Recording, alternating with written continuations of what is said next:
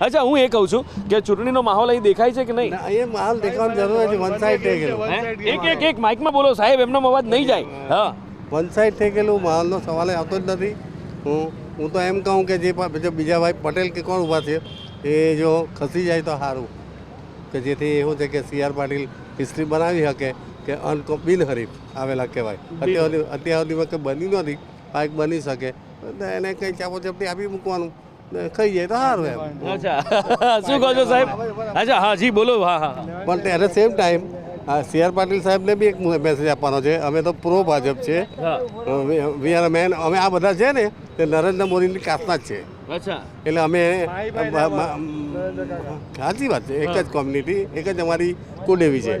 એટલે એ તો સવાલ આવતો જ નથી. પણ તે બી સી આર પાટીલ 3-4 ટર્મથી આવે છે, પણ જે રીતે એણે નવસારીનું ડેવલપમેન્ટ કરવું જોઈએ તે નથી થતું.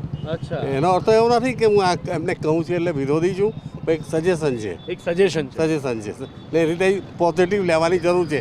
If you go for that TV તો પોઝિટિવ લેવાની જરૂર છે કે નવસારીમાં ઉદ્યોગ નથી, રોડ રસ્તા બી હજુ નથી સારા, કરાવો ને.